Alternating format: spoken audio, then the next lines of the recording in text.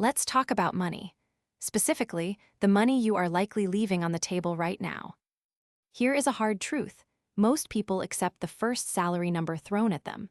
And the cost of that silence? It averages out to about $7,000 per year. Over a 10-year career, that's $70,000. Over a 30-year career, that is $210,000.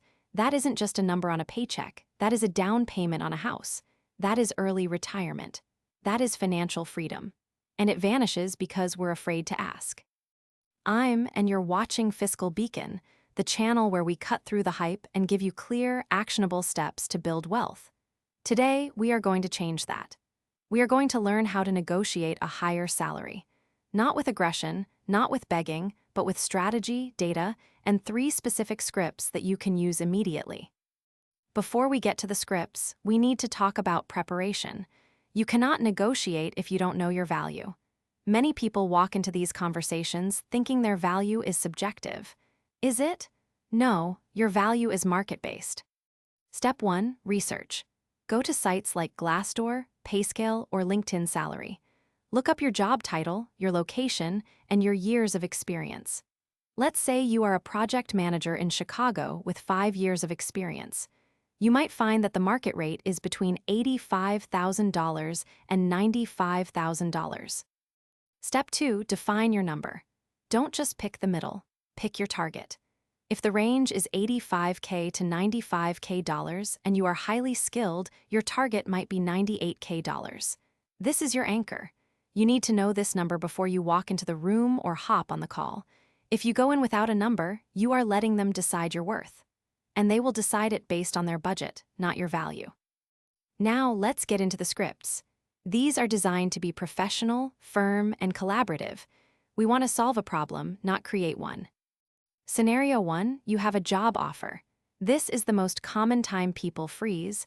You love the job, but the salary is lower than you hoped. Here is script 1, the interest-based counter. You say, "Thank you so much for the offer. I've really enjoyed meeting the team, and I'm genuinely excited about the possibility of joining. I see myself contributing to for a long time.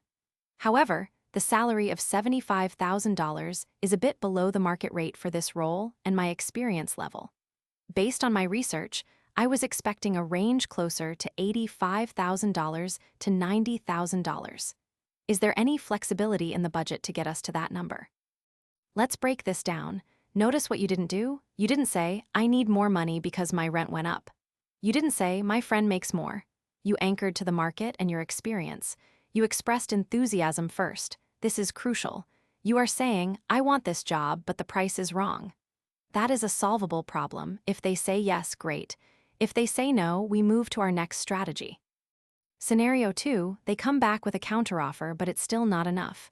They might say, "We can do $78,000, but that's our absolute max." This is where most people fold. They think, "Well, it's more than the original offer, so I should take it." Do not take it yet. You need to dig deeper. This is script 2, the holistic package ask. You say, "I appreciate you working with me to get closer to my number. $78,000 is an improvement, but it's still a gap from where I need to be. Since the base salary might be capped, can we look at the total compensation package? Could we include a signing bonus, additional vacation days, or a performance review in 6 months with a guaranteed raise if specific goals are met?" Why does this work? Companies often have rigid salary bands.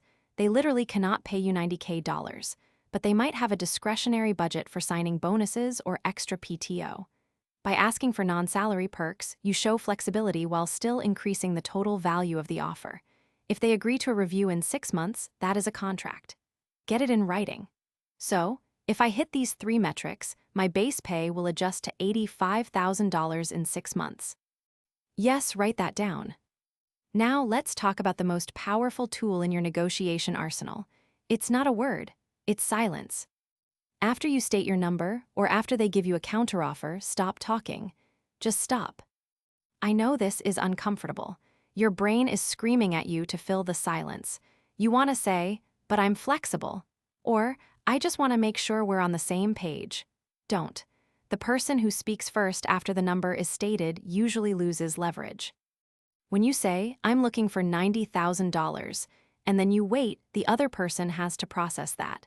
They might go away, consult with their boss, or come back with a better offer. If you keep talking, you are giving them excuses to say no. Silence forces them to act. Practice this. It feels like an eternity, but it is effective. What if you are already employed and asking for a raise? The logic is the same, but the context changes. You aren't selling yourself. You are reminding them of the value you've already delivered. Script 3, the value audit. Schedule a meeting. Do not spring this on your boss on a Friday afternoon. Say, I'd like to discuss my compensation and career growth. In the meeting, present a one-page document. List your key achievements over the last year. Quantify them. I increased sales by 15%.